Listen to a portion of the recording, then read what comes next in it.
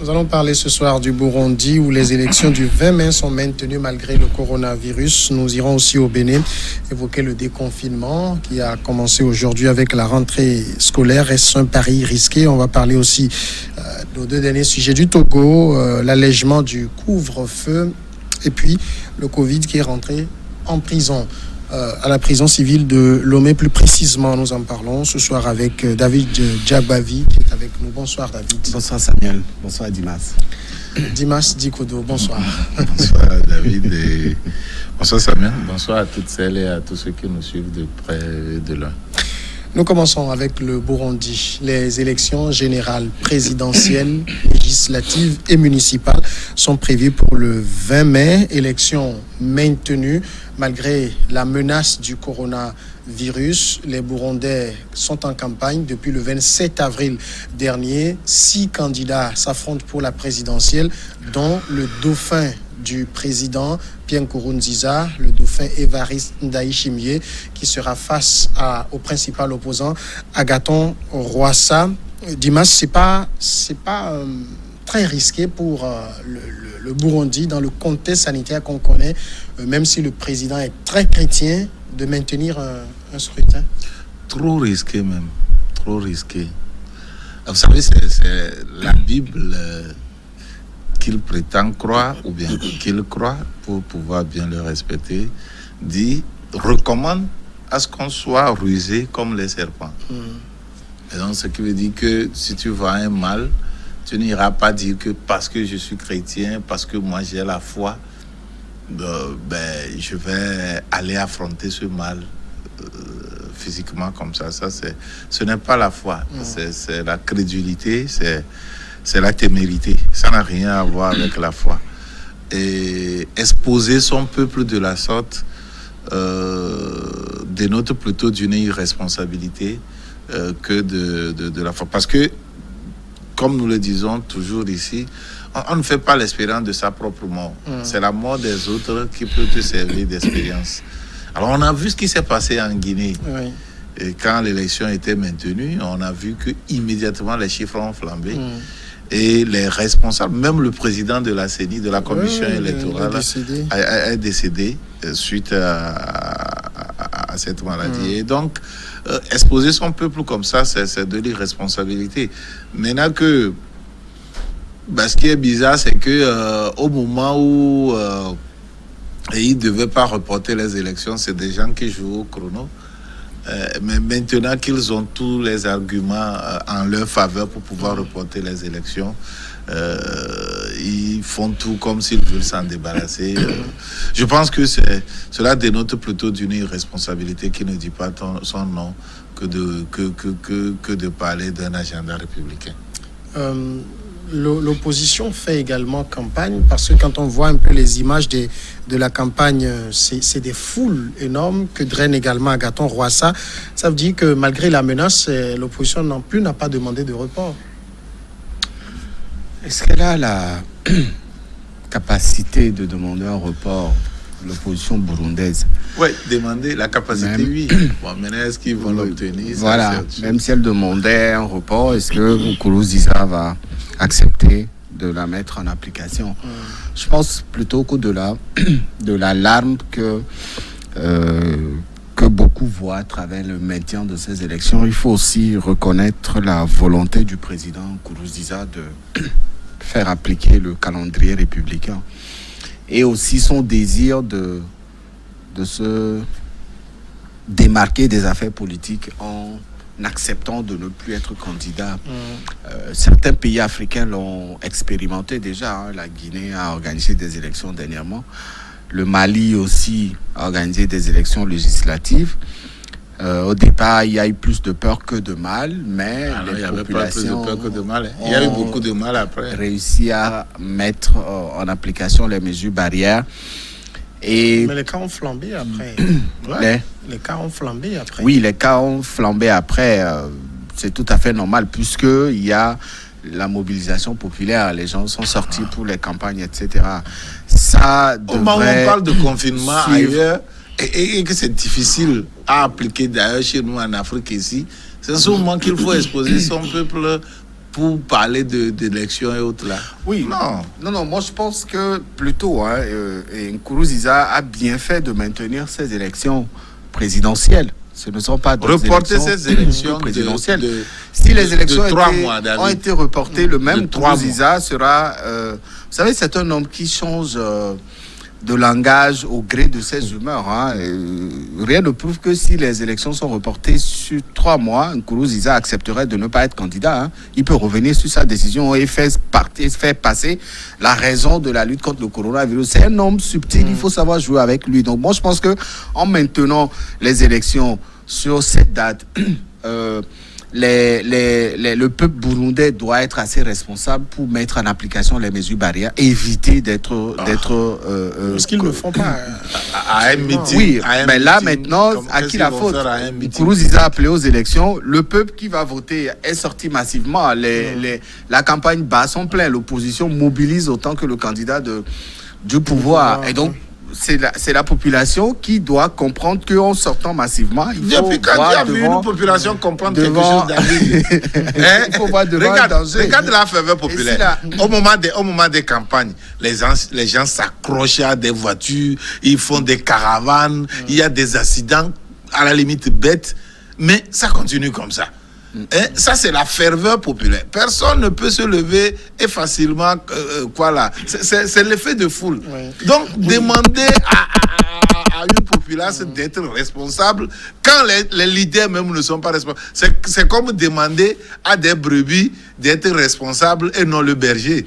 Non, je comprends aisément ton inquiétude, Dimas. Sauf qu'il faut aussi comprendre que le Burundi est dans l'obligation de respecter son calendrier. Non, il n'y a pas rien obligé. C'est la raison évoquée par le pouvoir. Maintenant, on est dans une situation de quasi-guerre. Oui. Là.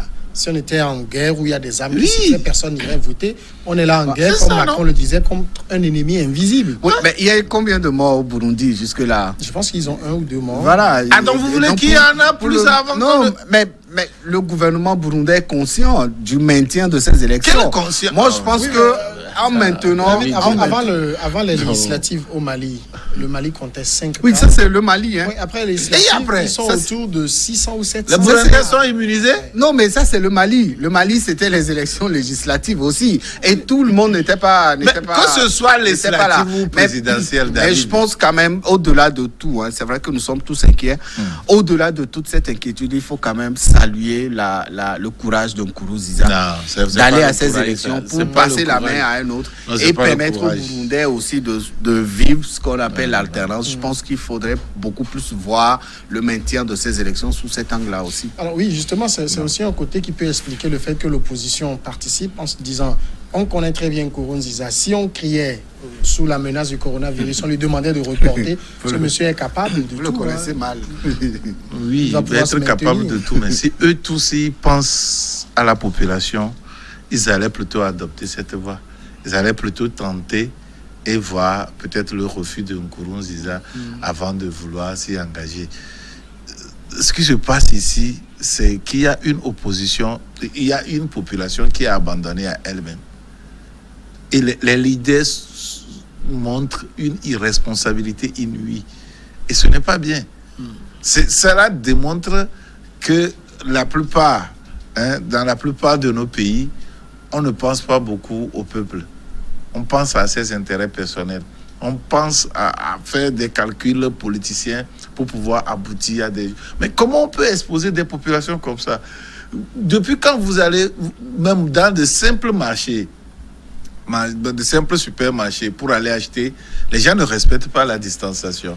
Les gens ne respectent pas les mesures. Et vous allez me dire que c'est au cours d'un meeting politique, un meeting populaire, que les gens vont respecter la distanciation. Justement, on voit les images, il n'y a pas assez de fonds qui suit chaque candidat, donc il n'y a rien qui est respecté. Oui, mais c'est inadmissible. Moi, je ne trouve pas des excuses pour ça. Je pense que c'est vraiment irresponsable d'exposer un peuple comme cela. Vous savez, on a des leaders, c'est pour donner des directives. Le peuple est souvent comparé à un troupeau. Une majorité vile. Oui, c'est ça. Et il faut des leaders éclairés. C'est pour ça. Bon, vous savez, c'est comme ça Dieu a créé les êtres humains. Même chez les animaux, il y a un leader. Vous allez voir des bêtes qui vont se mettre, même les fourmis qui passent par la terre, qui rampent là. Ben, il y a des fourmis, des reptiles, tout. Il y a des leaders. Et il arrive des moments où, quand le leader là donne le haut là, tous ils obtempèrent. Vous allez voir les termites. Ils ont le leader qui est caché au fond et qui est nourri par les autres. Par les autres. Mais pourquoi les hommes ne peuvent pas avoir des leaders, ou bien les leaders au niveau des hommes ne veulent pas assumer leurs responsabilités? Non. Moi, je pense que vouloir courir derrière des choses politiques en oubliant les intérêts de la population, je pense que c'est suffisamment irresponsable. Qu'est-ce que cela va donner si on organise des élections et que demain, on nous dit qu'il y a des milliers de contaminés? Ça va donner quoi? Ça va apporter quoi de plus aux Burundais?